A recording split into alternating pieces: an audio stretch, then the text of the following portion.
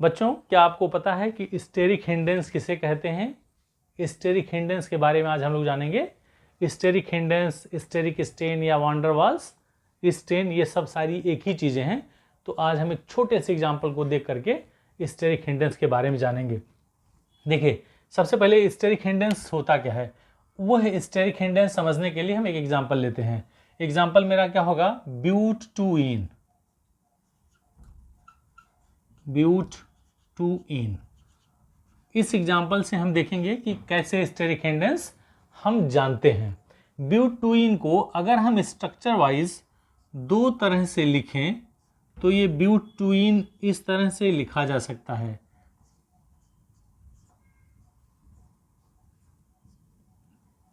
यहां हमने जोड़ दिया CH3, यहां हमने जोड़ दिया CH3, यहां हमने जोड़ दिया H और यहां हमने जोड़ दिया H। यहां हमने जोड़ा CH3, यहां हमने जोड़ा CH3, यहां H हो गया और यहां OH हो गया। तो अगर हम इसको लिखें बच्चों, इसका नाम क्या होगा? तो इसको कहते हैं सिस ब्यूट टू इन। क्यों होगा बताता हूं। इसका नाम होगा ट्रांस ब्यूट टू इन। आपको पता है कि ये सिस और ट्रांस क्यों कहते हैं? ये स्टीरियो आइसोमेरिज्म या स्टीरियो आइसोमर्स के एग्जाम्पल हैं। तो सिस और ट्रांस क्यों कहते हैं? सिस का मतलब होता है कि जब डबल बॉन्डेड कार्बन के साथ कोई एटम या group of atom same side में जुड़े होते हैं तो उसको सिस बोलते हैं। सिस का मतलब होता है ऑन द सेम साइड और ट्रांस का मतलब होता है ऑन द अपोजिट साइड। तो यहाँ आपने देखा कि CH3 इस डबल बॉन्डेड कार्बन एटम के एक ही तरफ जुड़े हुए हैं और C के नीचे H और H जुड़े हुए हैं। यहाँ CH3 इधर जुड़ा हुआ, CH3 इधर जुड़ा हुआ, H इधर जुड़ा हुआ और H इधर जुड़ा हुआ। इसका मतलब ये अपोजिट साइड में जुड़े हुए हैं एटम या ग्रुप ऑफ एटम, और यहाँ एटम्स या group of atom same side में जुड़े हुए हैं। तो इसमें हमको देखना है कि कैसे स्टेरिक हिंडेंस होता है। देखो बच्चों, अगर हम इस स्टेरिक हिंडेंस की बात करें तो किसी भी, अगर इसका डेफिनेशन कह सकते हैं तो कहेंगे कि किसी भी ऑर्गेनिक कंपाउंड में जब दो या दो से अधिक एटम या ग्रुप ऑफ एटम एक दूसरे से इतनी दूरी पे हों कि उनका जो van der Waals radii, some of the van der Waals radii should be smaller than that, तो ये एक दूसरे को रिपेल करेंगे। अगर हम इसको ऐसे सर्कल बनाने की कोशिश करें और ये दोनों सर्कल एक दूसरे को टच करें, ध्यान से देखेंगे, ये हमने CH3 को दिखा दिया। तो यहां से यह CH3 और ये CH3 एक दूसरे के अपेक्षाकृत काफी नजदीक हैं, इसलिए इन दोनों में एक स्पेशल क्राउडिंग के कारण रिपल्सन होगा। ये दोनों एक दूसरे को क्या करेंगे बच्चों?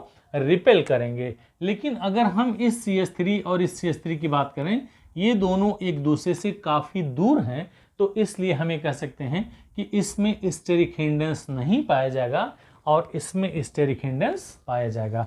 तो यहां होगा, इसमें पाया जाएगा स्टेरिक हिंडेंस। स्टेरिक हिंडेंस क्यों पाया जाएगा? क्योंकि इसमें जो non bonded group of atoms हैं, जिसे हम CH3 कह रहे हैं, तो ये non bonded group of atoms जो ऑर्गेनिक कंपाउंड में C से जुड़े हुए हैं, वो एक दूसरे से अपेक्षाकृत कम दूरी पे हैं। तो इसलिए ये दोनों एक दूसरे को क्या करते हैं? रिपेल कर रहे हैं। इसी को ही हम स्टेरिक हिंडेंस कहते हैं। और इसमें नो स्टेरिक हिंडेंस है, ध्यान देंगे, नो स्टेरिक हिंडेंस। ठीक है बच्चों, तो एक में आपने देखा स्टेरिक हिंडेंस पाया गया और दूसरे में स्टेरिक हिंडेंस नहीं पाया गया। तो जिसमें स्टेरिक हिंडेंस पाया गया वह लीस्ट स्टेबल, और जिसमें स्टेरिक हिंडेंस नहीं पाया गया वह मोर स्टेबल होता है। तो इस कंपाउंड को हम क्या कर सकते हैं? More stable. ये क्या होगा बच्चों? ये मोर स्टेबल होता है और यह क्या होगा? लेस स्टेबल होता है। अगर हम इन दोनों में कंपैरिजन करें तो ये कह सकते हैं कि सिस ब्यूट टू इन जो होगा वो लेस स्टेबल होगा और जो ट्रांस ब्यूट टू इन होगा वह मोर स्टेबल होगा। तो इसी को ही हम स्टेरिक हिंडेंस या स्टेरिक स्टेन या वांडरवाल्स स्टेन के नाम से जानते हैं। अब अगर हम किसी और कंपाउंड की बात करें, एक तुलना करें कि कैसे हम देखेंगे कि स्टेरिक हिंडेंस किस में कम और किस में ज़्यादा होता है। तो आइए उसके लिए दूसरा एग्जाम्पल देखते हैं। ब्यूट-टू-इन का एग्जाम्पल आपने देखा। अब हम अगर किसी एग्जाम्पल को यहाँ सेट करते हैं या लिखते हैं, मान लीजिए हमने कोई कंपाउंड लिखा, the name of the compound is bromo methane.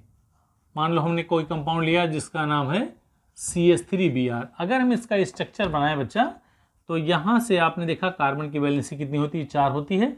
यहाँ से हमने यहाँ H लिख दिया, H लिख दिया, H लिख दिया और Br लिख दिया, ठीक है। अगर फिर हम इस कार्बन की 4 वैलेंसीज हैं, तो 4 अलग अलग एटम्स या सेम तरह के एटम से हम क्या कर सकते हैं, जोड़ सकते हैं। इसमें से एक H को हमने डिस्प्लेस कर दिया और उस H की जगह पे हमने कोई CH3 लगा दिया, एल्किल ग्रुप लगा लिया, ये स्पेशली मेथिल ग्रुप है। तो क्या होगा, इसमें से बच्चा एक और H को हमने क्या कर दिया, डिस्प्लेस कर दिया CH3। ये CH3 था ही, इस H को हटा के हमने CH3 लगा दिया और यहाँ H लगा दिया और यहाँ Br था ही। अब इसमें जो एक H बचा हुआ है बच्चों, उसको भी हमने CH3 ग्रुप से क्या कर दिया, डिस्प्लेस कर दिया। तो अब क्या करेंगे, यहाँ आपको देखना होगा। इन 4 तरह के कंपाउंड को अगर हम बात करें, इसका नाम हो सकता है, अगर हम इसकी बात करें तो इसका नाम होगा है मेथिल ब्रोमाइड या ब्रोमोमीथेन। इसका नाम होगा एथाइल ब्रोमाइड। इसका नाम होगा 1 2 3 आइसोप्रोपिल ब्रोमाइड। और इसका नाम होगा 1 2 3 4 नियो ब्यूटिल ब्रोमाइड। इस तरह से इसका नाम होगा। तो अगर हम इसमें स्टेरिक हिंडेंस देखें बेटा, इसमें कहीं कोई CH3 ग्रुप नहीं दिख रहा है, इसलिए नो स्टेरिक हिंडेंस। हम ये कह सकते हैं नो स्टेरिक हिंडेंस, इसमें कोई स्टेरिक हिंडेंस नहीं पाया गया। लेकिन अगर हम इसमें एक CH3 की बात करें, ये जो CH3 है, इस CH3 ग्रुप के कारण लेस, या हम कह सकते हैं लीस्ट, लेस के बढ़िया होगा least steric hindrance, least steric hindrance. इसमें आपने देखा कि CH3 यहाँ है और CH3 यहाँ है, 2 CH3 है जो एक दूसरे को क्या करेंगे बच्चों, रिपेल करेंगे। तो ये क्या होगा, लेस स्टेरिक हिंडेंस, है ना, लेस स्टेरिक हिंडेंस इसमें दिखाया जाएगा या पाया जाएगा। और अगर हम इस लास्ट वाले कंपाउंड की बात करें, तो इसमें 3 CH3 ग्रुप लगे हुए हैं। तो ये क्या होगा, लीस्ट हो गया, लेस हो गया, और यह क्या होगा बच्चों, मोर स्टेरिक हिंडेंस इसमें पाया गया। तो आपने देखा इसमें नॉन स्टेरिक हिंडेंस, इसमें लीस्ट स्टेरिक हिंडेंस, इसमें लेस स्टेरिक हिंडेंस और इसमें मोस्ट स्टेरिक हिंडेंस पाया गया। तो due to increasing the group, कौन सा ग्रुप, एल्किल ग्रुप, जिसमें हमने मेथाइल ग्रुप जोड़ा है, एल्किल ग्रुप के बढ़ने के नाते स्टेरिक हिंडेंस क्या हो रहा है, बढ़ता जा रहा है। तो हम ये कह सकते हैं, अगर इन कंपाउंड्स में हम इसके स्टेबिलिटी की बात करें तो कह सकते हैं मोर स्टेरिक हिंडेंस जिसमें होगा वह लेस स्टेबल होगा, और जिसमें नहीं के बराबर होगा या ना होगा वह मोर स्टेबल होगा। तो it was all about the steric hindrance या स्टेरिक स्टेन। उम्मीद है कि आपको वीडियो अच्छा लगा होगा। अगर आपको वीडियो अच्छा लगा हो तो सब्सक्राइब करना ना भूलें। Thank you so much for watching.